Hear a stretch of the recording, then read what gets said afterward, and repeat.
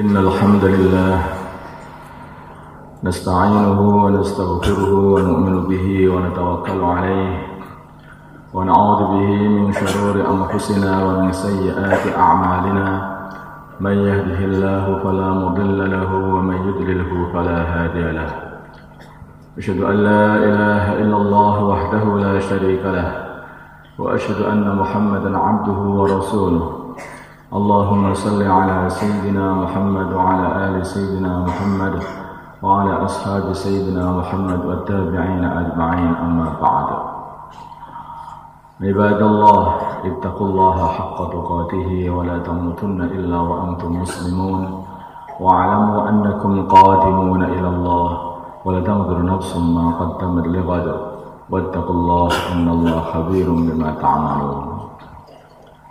Hadirin yang dimuliakan Allah Subhanahu wa taala, tambahilah takwamu kepada Allah sehingga tidak tambah umurmu kecuali tambah kedekatanmu dengan Allah Subhanahu wa taala.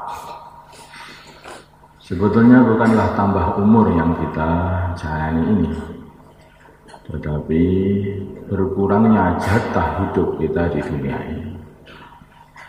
Kalau hidup kita ini 60 tahun, sedangkan kita ini sudah hidup selama 40 tahun, maka tinggal berapa hidup kita di dunia ini.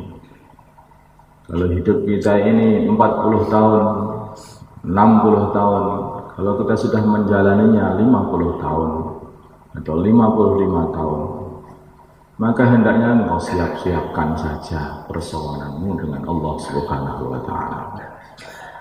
Hadirin yang dimuliakan Allah Subhanahu wa taala, setiap orang yang hidup di dunia ini pasti akan mati. Kullu nafsin dha'iqatul maut. Semua yang hidup nanti akan merasakan kematiannya. Kita akan sowan kepada Allah Subhanahu wa taala.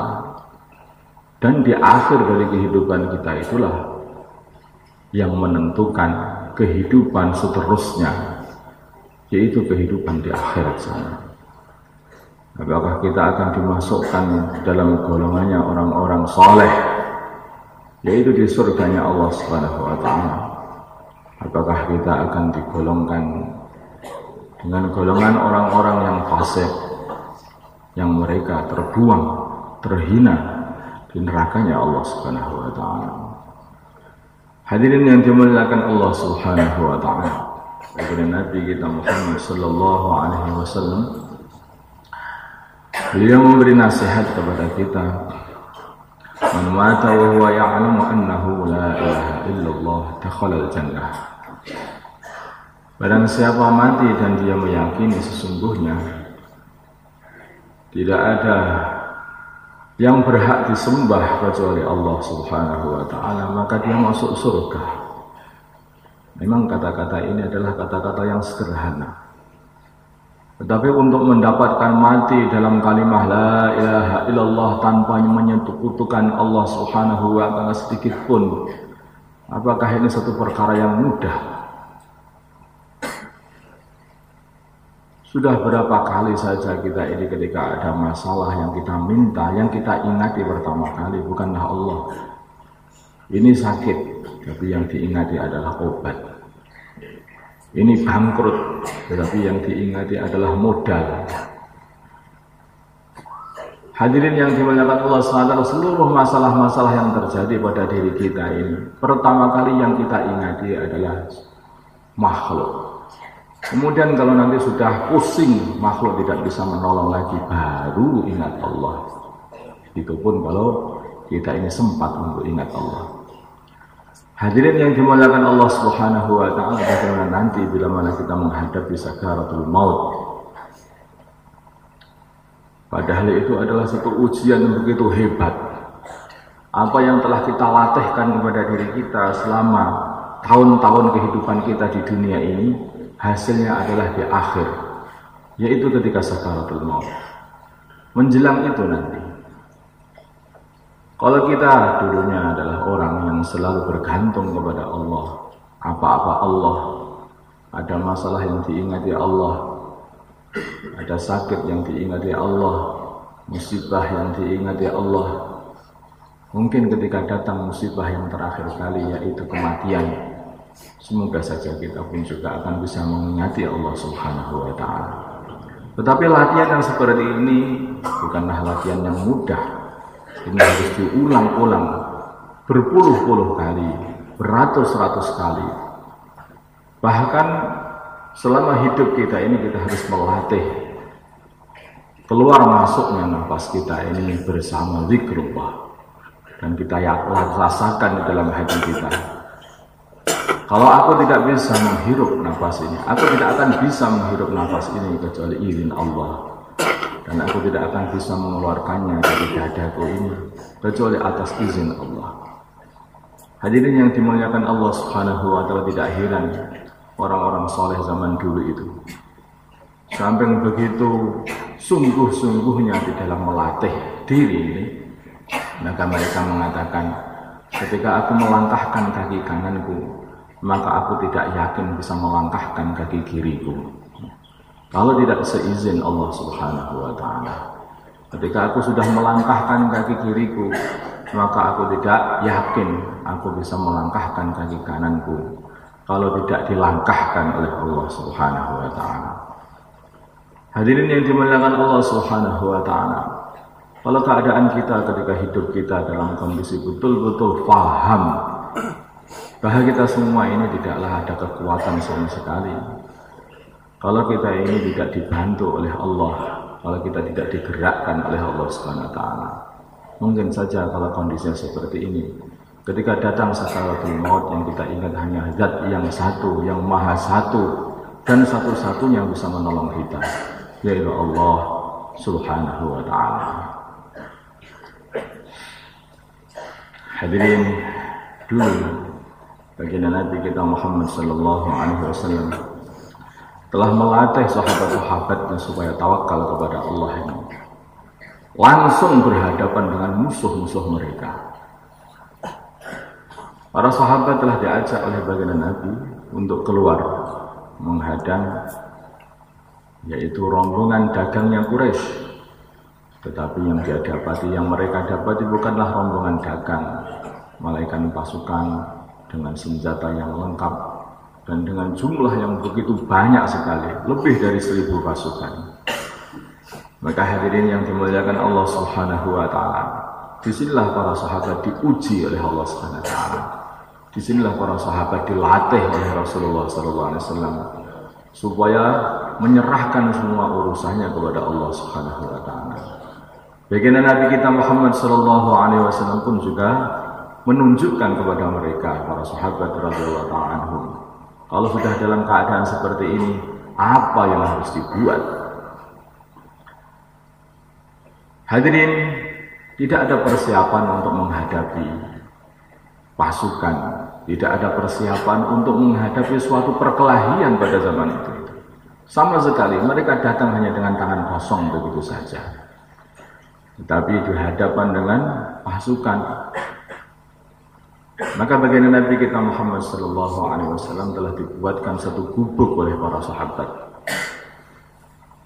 Yang namanya gubuk itu sekarang sudah dibangunkan satu masjid tempat itu, yaitu Masjid Arish, masjid tempat gubuknya baginda Nabi kita Muhammad sallallahu alaihi wasallam di Badar sana. Hadirin yang dimuliakan Allah Subhanahu wa Ta'ala, di gubuk situlah baginda Nabi kita Muhammad SAW berdoa habis-habisan di hadapan Allah Subhanahu wa Ta'ala, ditunggu oleh Sayyidina Abu Bakar As-Siddiq radhiyallahu ta'ala anhu. Beliau deple-deple meminta kepada Allah, Ya Hayyu Ya Qayyum, Ya Hayyu Ya Qayyum, Ya Hayyu Ya Qayyum. Itu doa baginda Nabi, minta kepada Zat Al-Hayy Al-Qayyum, yang maha hidup, yang maha memelihara hamba-hambanya. Ya Allah, peliharalah kami, Ya Allah, peliharalah kami, Ya Allah, peliharalah kami. Itu doa baginda. Wahai Tuhanku, kalau Engkau habiskan sedikit manusia Islam ini, orang-orang Islam ini, maka habislah, tidak ada lagi orang yang akan menyembahmu, Ya Allah. Ini baginda Nabi sudah mentok doa beliau, disaksikan semua para sahabat, sehingga para sahabat paham, oh, dalam keadaan seperti ini ternyata satu saja, jurusnya itu hanya satu, yaitu berdoa kepada Allah. Berdoa kepada Allah. Apa yang terjadi? Yang terjadi adalah Allah Subhanahu wa Ta'ala mengirimkan malaikat beribu-ribu malaikat dari langit sana. Langsung turun, bahkan pimpinan para malaikat Jibril alaihissalatu wassalam telah datang dengan membawa kudanya Haisum untuk membantu umat Islam di bawah. Hadirin yang dimuliakan Allah Subhanahu wa Ta'ala, pengalaman sekali ini telah menjadikan kefahaman para sahabat seumur hidup sampai mati. Maka apapun yang terjadi, maka para sahabat radhiyallahu ta'ala anhum ini apapun tidak akan bisa menolong kita kecuali Allah.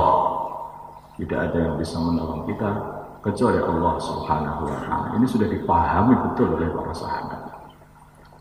Maka Sayyidina Anas radhiyallahu ta'ala anhu, ketika beliau dilapori pembantunya bahwa sawahnya dalam keadaan kekeringan, maka Sayyidina Anas pun mengatakan, tidak ada yang bisa menolong kita kecuali Allah. Yang diperbuat adalah, aku mau sholat 2 rakaat, maka kamu lihat apa yang terjadi nanti di sawah sana. Sholat 2 rakaat lagi, sholat 2 rakaat lagi, 3 kali sholat 2 rakaat, maka sudah selesai masalah. Allah telah kirimkan mendung untuk menyelesaikan masalah sawahnya Sayyidina Anas bin Malik radhiyallahu ta'ala anhu.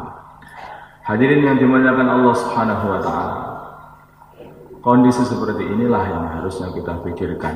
Keadaan seperti ini, apapun kita ini harus kembali kepada Allah untuk menghadapi satu musibah yang besar, yaitu musibah sowan, sakaratul maut. Kita menghadapi seperti ini, maka kita harus mempunyai ketenangan yang luar biasa, mempunyai ta'aluk kepada Allah Subhanahu wa Ta'ala yang istimewa. Kalau tidak, kita akan bisa bingung seperti itu. Dikatakan ketika orang dalam keadaan sakaratul maut, maka setan akan datang menggodanya. Ada godaan-godaan Yahudi, ada godaan-godaan Nasrani, ada godaan-godaan Majusi, untuk menyelewengkan hati yang kurang mantap di dalam iman. Seberapa banyak iman kita? Apakah sudah kuat iman kita ketika datang godaan-godaan itu? Hadirin yang dimuliakan Allah Subhanahu wa Ta'ala, untuk mengetahui keadaan iman kita, maka bisa saja kita, kalau kita melihat satu kemungkaran, seberapa greget hati kita ini untuk menghilangkan kemungkaran-kemungkaran itu. Maka hadirin yang dimuliakan Allah Subhanahu wa Ta'ala, baginda Nabi kita Muhammad sallallahu alaihi wasallam telah menghubungkan amar ma'ruf nahi 'anil munkar, yaitu dengan iman. Dengan iman. Man ra'a minkum munkaran falyughayyirhu bi yadihi, fa in lam yastati' fa bi lisanihi, fa in lam yastati' fa bi qalbihi, wa dzalika adhaful iman, kata baginda Nabi. Atau kama qala Rasulullah sallallahu alaihi wasallam. Barang siapa melihat satu kemungkaran, maka hendaknya dia merubahnya dengan usaha dia, dengan kekuatan dia, dengan tangan dia. Rubah. Kalau maksiatnya ini yang kita lihat adalah meninggalkan sholat, maka kita mengusahakan supaya bisa sholat ke masjid kembali.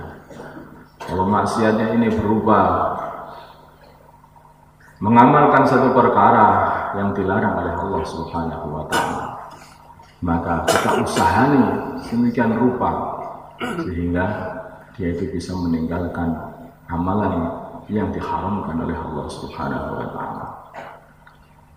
Walaupun kita tidak bisa minimal-minimalnya, kita ini bisa ngomongi dengan lisan kita, ini adalah haram, ini adalah berbahaya, ini bisa mendatangkan murkanya Tuhan kita. Hadirin yang dimuliakan Allah Subhanahu wa Ta'ala, walaupun itu pun tidak bisa, maka hendaknya ada rasa benci, ketidaksukaan dalam hati kita. Ini hati tidak suka. Ini adalah satu kemaksiatan di dalam hati saja. Ini berbahaya, ini bisa menimpa orang di sekitarnya. Ini kalau datang azab dari Allah Subhanahu wa Ta'ala. Maka hadirin yang dimuliakan Allah Subhanahu wa Ta'ala, kalau di hati kita ini sudah tidak ada kepedulian lagi ketika kita melihat maksiat di sekitar kita, maka bagian kita itu apa? Padahal baginda Nabi kita Muhammad sallallahu alaihi wasallam mengatakan, wa dzalika al-aqul iman. Kebencian kepada maksiat itu dikatakan sebagai kalau hanya dalam hati saja. Bisanya amar ma'ruf hanya dalam hati. Artinya hati itu menolak perbuatan itu. Itu dikatakan al-aqul iman, selemah-lemahnya iman. Lalu kalau kita hanya biasa saja melihat kemungkaran di hadapan kita, kayak tidak apa-apa. Memang anak muda zaman sekarang, sudah musim sekarang itu. Innalillahi wa inna ilaihi raji'un. Maka apa yang terjadi nanti? Lalu seberapa banyak iman yang masih tersisa di dalam hati kita? Padahal ini yang menentukan kita nanti ketika sakaratul maut. Apa yang akan kita katakan nanti ketika musibah datang? Apa yang kita katakan nanti kepada mungkar dan nakir ketika menanyai kita? Padahal kita sama sekali di dunia ini tidak ada kepedulian kepada agama. Ini seharusnya yang dipikirkan oleh diri kita siang dan malam. Apa nanti? Apakah aku bisa nanti mengucapkan asyhadu an la ilaha illallah wa anna Muhammad Rasulullah ketika Allah Subhanahu wa taala telah mengirimkan utusannya untuk menjemputku? Hadirin yang dimuliakan Allah Subhanahu wa taala, orang iman seharusnya memikirkan masalah ini. Orang yang iman kepada akhirat, yang percaya kepada akhirat harus memikirkan masalah ini.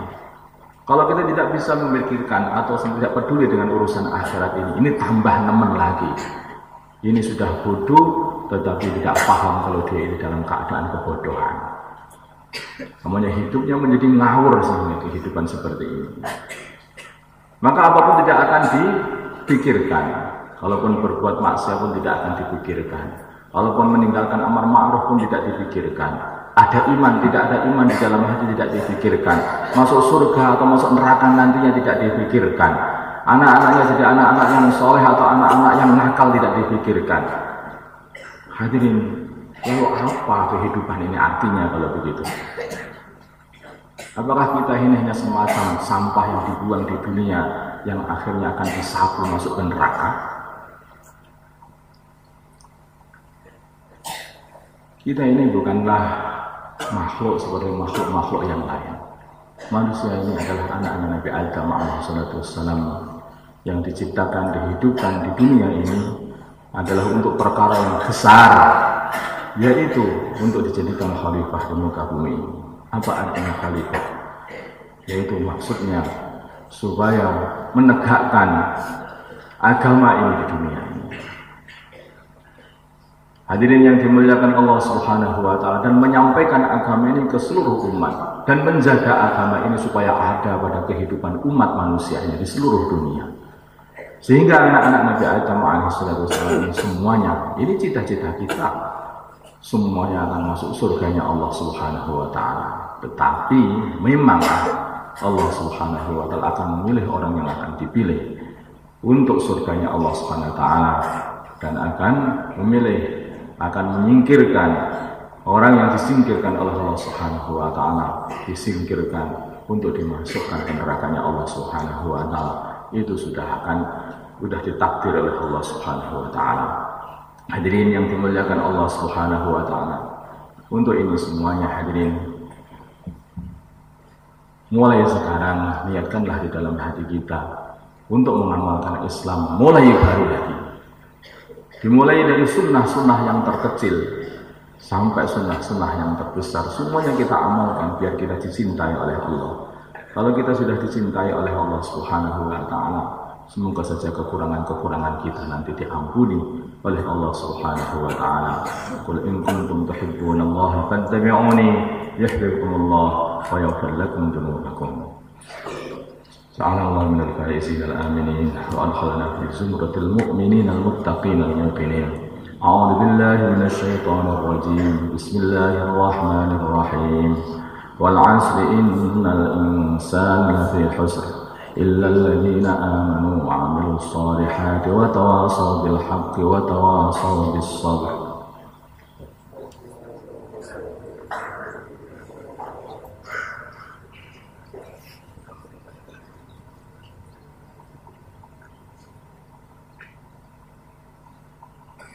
إن الحمد لله نستعينه ونستغفره ونؤمن به ونتوكل عليه ونعوذ به من شرور أنفسنا ومن سيئات أعمالنا من يهده الله فلا مضل له ومن يضلله فلا هادي له أشهد أن لا إله إلا الله وحده لا شريك له وأشهد أن محمدا عبده ورسوله اللهم صل على سيدنا محمد وعلى آل سيدنا محمد وعلى أصحاب سيدنا محمد والتابعين أجمعين أما بعد عباد الله اتقوا الله حق تقاته ولا تموتن إلا وأنتم مسلمون واعلموا أنكم قادمون إلى الله ولتنظر نفس ما قدمت لغد واتقوا الله إن الله خبير بما تعملون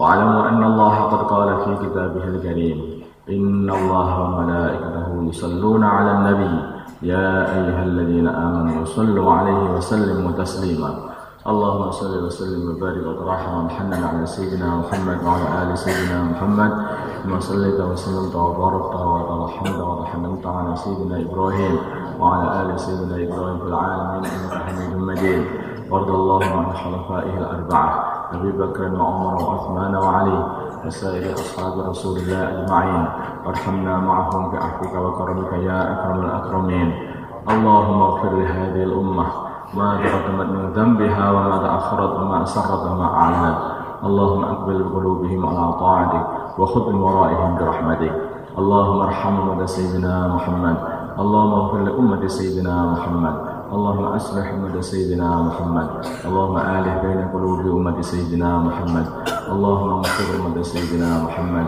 اللهم عس فيهم سلطانا نصيرا اللهم عس فيهم سلطانا نصيرا اللهم عس فينا سلطانا نصيرا وصلى الله على سيدنا محمد النبي الأمي وعلى آله وصحبه وسلم والحمد لله رب العالمين عباد الله إن الله يأمر بالعدل والإحسان وإيتاء ذي القربى وينهى عن الفحشاء والمنكر والبغي يعظكم لعلكم تذكرون فاذكروا الله يذكركم واشكروه على نعمه يزدكم ولذكر الله أكبر